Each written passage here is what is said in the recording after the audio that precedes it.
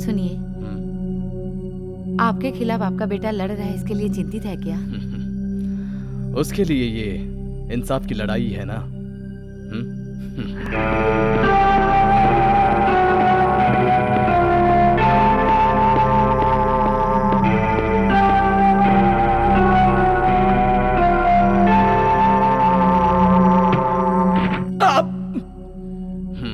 क्या बेटा, कानून से पड़ी मार ज्यादा भारी है क्या?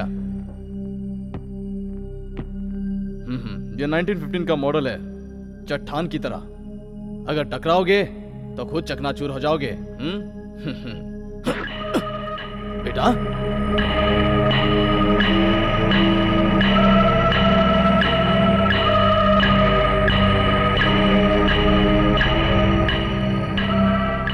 आपको खून बहुत पसंद है ना बाबा? ये 1994 का मॉडल है, जेट की तरह, स्पीड बहुत तेज है।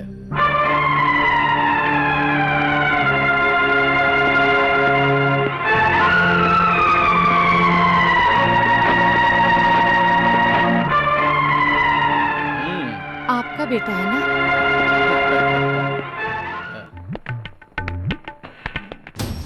भैया जी नमस्ते। नमस्ते। अरे बोलो ना। नमस्ते। आइए।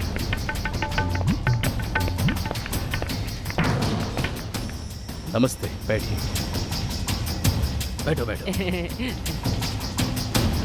इसमें 5 लाख रुपए हैं। जी हाँ। भैया जी आपको मेरी मदद करनी होगी। जी हाँ। वैसे आप है कौन? बोलो रे। हाँ, बताता हूँ। हम पान पराग परिवार से आए हैं। बीलालाल शेठ के लड़के ने हमें बताया था। मैं खुशहाल दास का लड़का खुशबू दास, और ये मेरे बॉस जीरालाल का बेटा हीरालाल।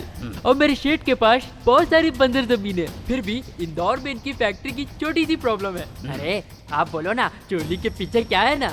भैया जी हमारी फैक्ट्री से केमिकल बाहर आता है, उस केमिकल से वहाँ के लोगों को नुकसान पहुँचता है। इस बात को लेकर वहाँ का एक सोशल वर्कर हम पर कंप्लेंट ठोक रहा है, पता है?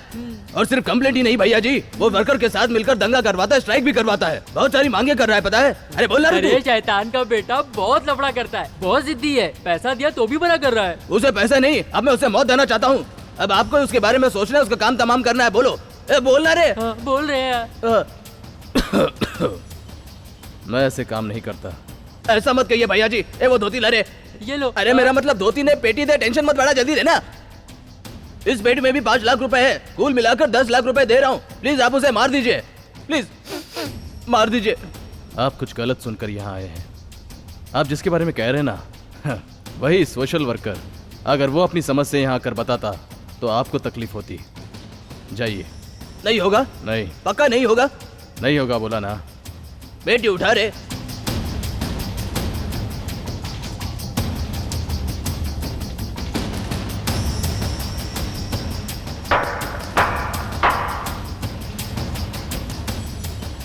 बहुत अच्छी एक्टिंग करती हो प्रभाकर, बहुत बढ़िया। ओहो, मैं हूँ ये जानकर शराफत दिखाने लगे। तुम हो ये जानकर इतनी सारी बातें करने के बाद भी जिंदा जा रहे हो। अरे बेटा, मैं हर रोज कितने लोगों से मिलता हूँ पता है? मेरी आंखों के सामने मेरा बेटा खड़ा हो और मैं पहचानूंगा नहीं उसे? कोट की जेब से टेप रिकॉर्डर नजर आ रहा है। ऑफ कर दो, बैटरी वेस्ट हो जाएगी। मैंने बंद कर दिया। मेरी बातें रिकॉर्ड करके इसे सबूत बनाकर मुझे गुंडा साबित करना चाहते हो? हाँ, अरे तेरा बाबा गुंडा नहीं है। एक आदमी की हत्या कर दी और उसे एक्सीडेंट साबित कर दिया। आप गुंडे नहीं है तो और क्या है? हाँ, एक इंसान हर किसी को एक जैसे नजर से नहीं देखता। कोई इसकी नजर में अच्छा होता है तो कोई बुरा होता है। किसी को अच्छा इंसान समझता है तो किसी को बुरा इंसान। बेईमान पुलिस की वजह से मैं कानून की इज्जत नहीं कर पाता। लोगों की जिंदगी बर्बाद करने वाले नेता, गरीबों का खून चूसने वालों के लिए मैं यमराज हूँ। मैं मुसीबत के वक्त लोगों की मदद करता हूँ, इसलिए लोग मुझे भैया जी कहते हैं। तुम्हें जो कहना है कह लो। अपने गुनाहों को छुपाकर, शराफत का ढोंग रचाकर आप अपने स्वार्थ, अपने फायदे के लिए आप गांव वालों के सामने भगवान बनने का नाटक कर रहे हैं। लेकिन मेरी नजर में आप कातिल हैं, कानून के गुनहगार हैं आप। प्रभा, वो तुम्हारे पापा है, भूल गए? तुम्हें तो मंदिर जाने के लिए भी लोगों से सुरक्षा की जरूरत पड़ती है। इन्होंने ऐसी पत्थर जिंदगी तुम्हें दी है। सबकी भलाई करने की वजह से इनकी दुश्मन बहुत है। आज इनकी वजह से बहुत सारे परिवार खुश हैं। और क्या, आज अगर मैं जिंदा हूँ तो वो भी इन्हीं की वजह से। मेरी इज्जत को बचाने के लिए ही इन्होंने मुझसे शादी की। शादी के बाद हम लोगों की सेवा करते हुए अपनी जिंदगी गुजार रहे थे। अगर हम लोगों को एक बच्चा हो जाता तो हम लोगों को भूलकर हम स्वार्थी बन जाते, इसलिए वो बच्चा नहीं चाहते थे। लेकिन मैंने ही कहा कि आप जो भी अच्छा काम करेंगे उसमें हमारा बच्चा भी हमारा साथ देगा। तुझे पढ़ा लिखा कर वकील बनाया ताकि तू हमारा साथ देगा, लेकिन तू इन्हीं को अपराधी और गुंडा बोल रहा है। तो जैसे बेटे को पैदा किया है ये सोचकर आज मैं बहुत शर्मिंदा और दुखी हूँ। गायत्री, मैंने कितनी बार कहा मेरे बीच में मत बोला करो। बोलोगी? हाँ, बोलोगी तुम? बोलोगी? बताओ बाबा। अगर फिर से हाथ उठाया तो मुझसे बुरा कोई नहीं होगा। इसी को प्यार कहते हैं। तुम्हारी माँ को मैंने मारा और उसे मारने वाला उसका पति है, तुम्हारा बाप है। ये जानते हुए भी तुमने हाथ रोका ना, खून खोला ना। होना चाहिए ठीक इसी तरह मेरे माँ बाप को मेरी आंखों के सामने काट कर फेंक दिया, तब मेरा भी खून खोला। उस दिन से ये जो हाथ उठा है अब तक लड़ता रहा है। हाँ,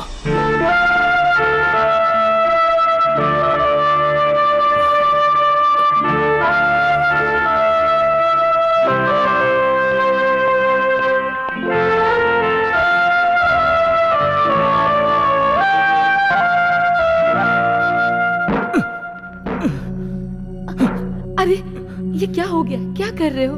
पता नहीं क्यों ये हाथ तुम पर कैसे उठा। मुझे माफ कर दो।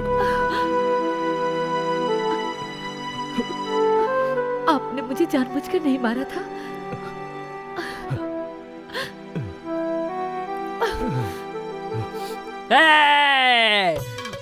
मैं कब से देख रहा हूँ, आने वाले कुत्तों जाने वाले कुत्तों सबको बिठाकर चाय देते हो और मैं यहाँ 1 घंटे से चाय मांग रहा हूँ फिर भी नहीं दे रहे हो। मैं कौन हूँ जानते हो? मैंने एमजीआर को टाटा दिखाया था। एमजीआर को टाटा दिखाया। बाप रे, थप्पड़ क्यों मारा मुझे? मैं तुझको कब से देख रहा हूँ। तुमने हम लोगों को कुत्ता कहा, भिखारी कहा, फिर भी हम चुप हैं। तुमने हमारे एमजीआर को टाटा दिखाया, तुम क्या तुम्हें छोड़ेंगे? अरे भाई, मैंने एमजीआर को इलेक्शन जीतकर कार से जाते वक्त भीड़ में टाटा किया था। भीड़ ने टाटा किया, मैंने भी टाटा कर दिया। तुम भी टाटा कर सकते हो, इसके लिए भी मुझे मारेंगे क्या? तो बेवजह में उसे क्यों मार रहा है ये? दूसरा क्यों मारा अंकल जी? अरे ये सब तुझे पहले बताना चाहिए था ना। ये है क्या? इसे तो मार खानी चाहिए, इसे बचाना बेकार है। ठीक है। क्या है? नहीं मारोगे तब बताऊंगा। नहीं मारूंगा, बता। कुछ नहीं भाई, मैं वकालत की पढ़ाई करके बगैर किसी काम धंधे के घूम रहा हूँ। वो भैया जी के खिलाफ गवाही देने से गांव वाले मुझसे नफरत करते हैं। इस चाय वाले से 1 घंटे से चाय मांग रहा हूँ पर चाय नहीं दे रहा है। हाथ में 1 पैसा भी नहीं है। तुझे पैसे चाहिए रोज के खर्चे के लिए? चाहिए? चल बैठ। इज्जत देनी है तो दिल से दे, बेकार का दिखावा मत कर। चल ऊपर बैठ। वो जो बस स्टॉप पर खड़ी है ना,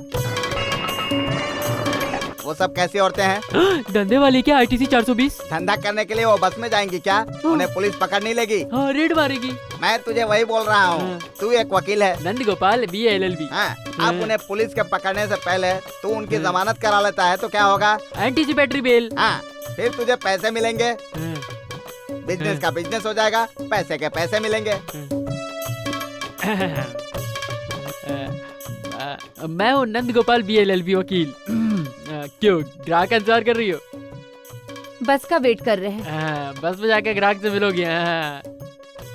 ठीक है, धंधा तो अच्छा चल रहा है ना? रेट पड़े तो चिंता मत करना, मैं हूँ ना। क्या रेट पड़ेगी? तुम लोग रेट भी नहीं जानते हो क्या? क्यों तुम लोग मजाक कर रहे हो? मैं बताता हूँ। तुम लोग धंधे पे जाओगी, वहाँ पुलिस पकड़ेगी और आप लोगों को कोर्ट में जाना पड़ेगा। कोर्ट में जाओगी तो वकील तुम्हें जमानत पे छुड़ाएगा। क्या है ना, मेरे वकील होने की वजह से तुम लोग अगर पहले ही जमानत ले लो तो अच्छा रहेगा। यही सोच रहा हूँ। वो क्या है, ये धंधा करना बदनामी का काम है ना। क्या तुझे हम धंधे हाँ, वाले यही तो मैं लगते कह हैं? रहा हूँ। क्या रे? हम लोग ऑफिस जाने के लिए बस का वेट कर रहे थे और तू हमें धंधे वाली बोल रहा है? अरे रे रे, आप लोग ऑफिस जाने वाली हो, मुझे नहीं पता था। इसने कहा था आप लोग धंधे वालियाँ हैं। किसने कहा? उस बुढ़े कुसट ने। कहाँ है? भैया जी से मिलना है। जाइए, अंदर है। क्यों मुत्तुस्वामी, अपने लड़के को कॉलेज में भर्ती करवा दिया? आपके गांव में पानी आ रहा है ना? आओ बेटी।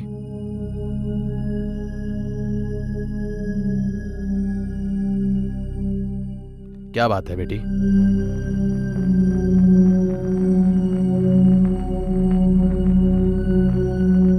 गायत्री, बोलो बेटी। एक लड़के ने मुझसे प्यार किया था और शादी करने का वादा भी किया था, लेकिन वो अब कह रहा है कि मेरे पापा नहीं मान रहे हैं। उसके लिए तुम क्यों चिंता करती हो? इस तरह के लड़के से शादी करती तो वो घर वालों की बातें सुनकर तुम्हें तंग करता, नहीं तो किसी लड़की के चक्कर में आता। ऐसे लड़के के साथ तुम खुशी से नहीं जी पाती। वो नहीं मिला तो उसे भूलकर खुश रहो। दिल में रखा बोझ तो मैं कब का निकाल चुकी हूँ, पर वो बोझ नहीं निकाल पा रही हूँ जो मेरे पेट में है।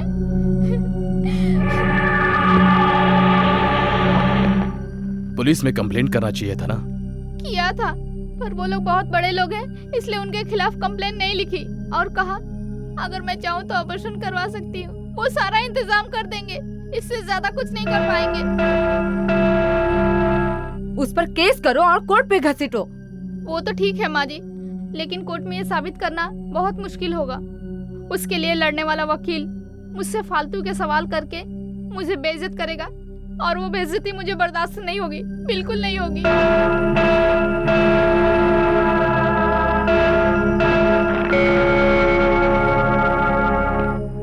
उसके घर जाकर उसके माँ बाप से बात करना चाहिए था। वो आम आदमी होता तो मैं चली जाती, पर वो मंत्री का घर है, वहाँ पर तो गेट के सामने भी खड़े नहीं होने देते। कौन है वो मंत्री? फाइनेंस मिनिस्टर वैद्य वेलू। भैया जी, अगर आप मुझे भरोसा दिलाए तो तभी मैं घर जाऊंगी, वरना मैं कहीं और जाकर अपने आप को खत्म कर दूंगी। नहीं नहीं, जीने की उम्र में मरने की बात कर रही हो। सब ठीक हो जाएगा, बेफिक्र कर जाओ।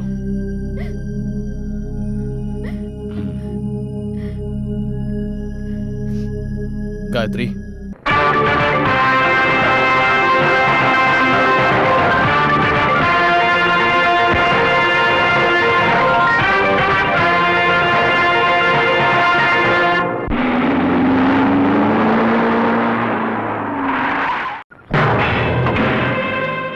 मंत्री जी है क्या? हाँ, वहाँ बैठे हैं।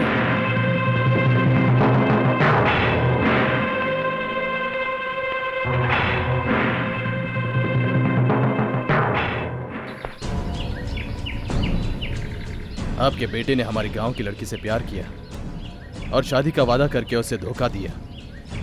अब वो शादी कब करेगा यही पूछने में आया हूँ। गांव की समस्या में भैया जी तलवार लेकर घुमा करते थे, पर ये मैं क्या देख रहा हूँ, आप तो झोला लेके घूम रहे हो। क्या धंधा बदल दिया? तलवार उठाने की बात हो या झोला फैलाने की, किस काम के लिए उठाते ये मायने रखता है। वो एक गरीब लड़की है और उसके लिए झोला उठाने में भी मुझे गर्व महसूस होता है। आखिर वो मेरा बेटा है, किसी को भी खरीद सकता है। वो कई लड़कियों से प्यार कर सकता है, लेकिन जरूरी नहीं कि वो उनसे शादी करे। जिन लड़कियों के साथ उसने प्यार किया सबके साथ शादी करेगा? प्यार करने वाली से शादी करना जरूरी नहीं है, लेकिन अगर वो गर्भवती हो जाए तो जरूरी होता है ना? ऐसा है, बात यहाँ तक पहुँच गई। मेरा बेटा दुनियादारी नहीं जानता, उसने खेल खेल लिया। लेकिन वो लड़की आपकी जान पहचान वाली है क्या? क्या कहा? ये भी कोई पूछने की बात है? जान पहचान की तो हुई ना। झोपड़पट्टी से निकलकर मिनिस्टर की बहू बनने वाली है, तो हो गई ना जान पहचान वाली। क्या कहा? क्या मेरी बहू बनेगी? भैया जी, अगर आप उसका भला चाहते हैं तो किसी दूसरे लड़के से उसकी शादी करा दीजिए। मेरे लड़के ने उसके साथ खेल खेल लिया तो क्या हो गया? आप आए हैं तो मैं उसको कुछ पैसा कौड़ी दे देता हूँ। आप सोना चांदी लेकर आए या खाली आता है, ये सब मैं नहीं जानता। बस आने वाली कार्तिक महीने की 20 तारीख को फाइनेंस मिनिस्टर वैद्य वेलू के लड़के श्रीमान रमन से झोपड़पट्टी के पास के दुकान के मालिक राम प्रसाद की लड़की नंदिनी से शिव शंभू विजय लक्ष्मी के मंडप में भैया जी के देखरेख में शादी बड़ी धूमधाम से होगी।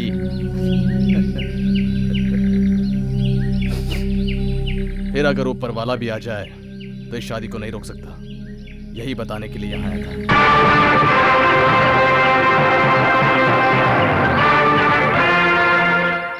भैया जी, अभी तक तो आप चिल्ला रहे थे, कम से कम चाय तो पीते जाइए।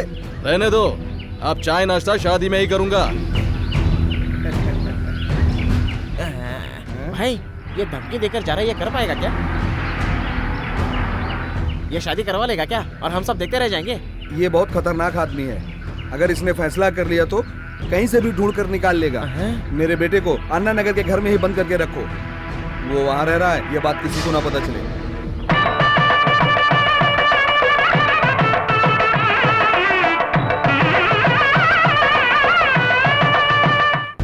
इलेक्शन में वोट दिलाने की जिम्मेदारी सीएम साहब ने मुझ पर सौंपी थी और मैंने सारे एमएलए को बंद कर दिया था। कोई भी एमएलए को ढूंढ नहीं पाया था। इसमें मैं बहुत बड़ा खिलाड़ी हूँ, समझ गए? नेताजी, आपके बेटे को कोई उठाकर ले गया है। क्या कहा? हेलो, मैं वेदी वेलू बोल रहा हूँ, मिनिस्टर वेदी वेलू। मेरे बेटे की जबरदस्ती शादी की जा रही है। सुबह 10 बजे विजय लक्ष्मी मंडप में। तुम कुछ भी करो, हाँ, किसी भी हाल में शादी नहीं होनी चाहिए। मेरे बेटे को किसी भी हाल में तुम मेरे पास लेकर के आओ, बाकी सब मैं देख लूंगा।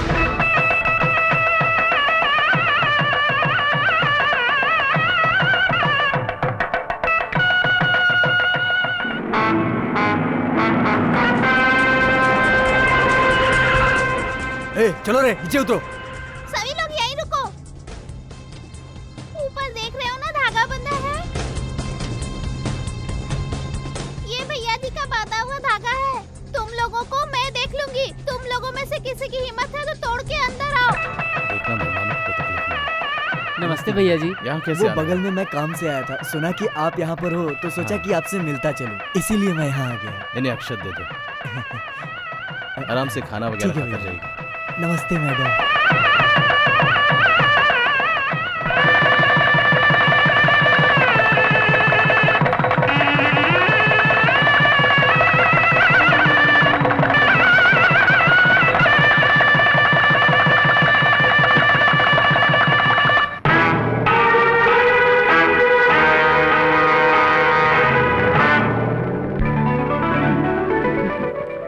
भैया जी, मैं इस लड़की को अपनी जान से ज्यादा प्यार करता था, लेकिन पापा की धमकी की वजह से इस लड़की से शादी करने से डरता था। भैया जी, अब आप ही हमारे लिए सब कुछ हैं।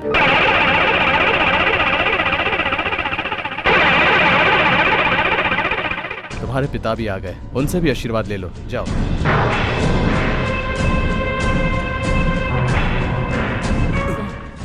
तूने मेरी बेइज्जती की, मैं तुझे आशीर्वाद नहीं दूंगा। चल हट। तुमने मेरी सामाजिक और राजनीतिक बेइज्जती की है, फिर भी मैंने सब्र कर लिया। तुमने ठीक नहीं किया। अब मेरी घरेलू जिंदगी में भी टांग अड़ा दिया, बर्बाद कर दिया, मुझे बर्बाद कर दिया। मैं इसका बदला जरूर लूंगा। नहीं छोड़ूंगा मैं तुझे। मेरे बेटे को तूने मुझसे अलग कर दिया, नहीं छोड़ूंगा मैं तुझे। नमस्ते।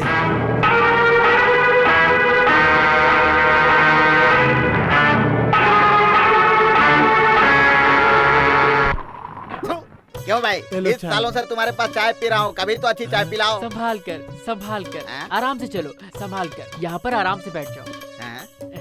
ये कौन है भाई? ये मेरे बड़े चाचा की बेटी अनारकली है। नमस्ते। इधर है बहन। इस लड़की को आँख की बीमारी है, शाम होते ही कुछ नहीं दिखता है। इलाज के लिए यहाँ लाया हूँ। बगल में एक कमरा देखा है, मैं चाबी लेकर आता हूँ। आप थोड़ा इसका ध्यान रखिए। ये लड़की गली में जाने वाली चीजों को मांगे तो दिला दीजिएगा। इसको दिखाई नहीं देता, फिर वो चीजें कैसे पसंद करेगी? अरे सेब संतरा जैसी आवाजें सुनाई देंगी तो आप उसे दिला दीजिएगा। मांगेगी? मैं आता हूँ। मेरे भैया तो ऐसे ही कहते हैं, क्यों फालतू का खर्चा करेंगी? वो पैसा मुझे दीजिए। सही कहती हो। अरे अरे, आप एक काम कीजिए, पैसा मेरे ब्लाउज में डालिए। आज अंतरिक्ष में रोहिणी रॉकेट डाला गया। हेलो, अरे भाई वहाँ ब्लाउज निकाल रहा, आप यहाँ रॉकेट ढूंढ रहे हो? तो क्या बोल रहा है? वहाँ देखिए, चाय की दुकान पे धंधे वाली के साथ है। मैंने कहा पुलिस से कंप्लेंट करूंगा तो कहता है मैं नहीं डरता पुलिस से, पुलिस मेरा क्या उखाड़ लेगी। ऐसा बोला उसने? आज मैं उसके हाथ पांव तोड़ दूंगा। ये चाय की दुकान पर बैठकर तू धंधे वाली के साथ धंधा कर रहा है? धंधे वाली? हाँ साहब जी, 100 रुपए बोलकर सिर्फ 30 रुपए दिया, बाकी 70 रुपए दिलाइए ना साहब जी। इसमें भी तू उधारी कर रहा है? अरे पापन, तू आँख से अंधी है, तेरे भाई ने कहा था ना। मैं अंधी हूँ या तुम अंधे हो? ये 20 रुपए है और ये 10 रुपए। तुम ग्राहक हो और ये पुलिस है। चलो चलते हैं, चलिए ना। सही कह रहे हो, चल चल जल्दी। मैं कौन हूँ भाई, मैं कौन हूँ भाई? एमजीआर को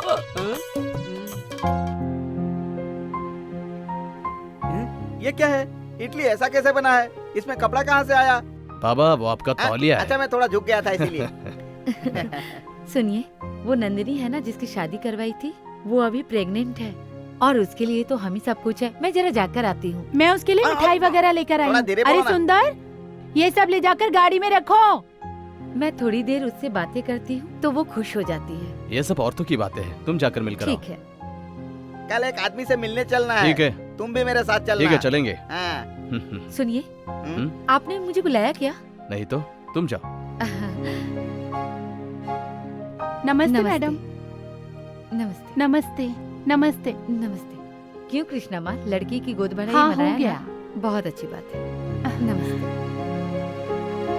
मेम साहब गाड़ी तैयार है, कहाँ जाना बताइए, चलिए बैठिए।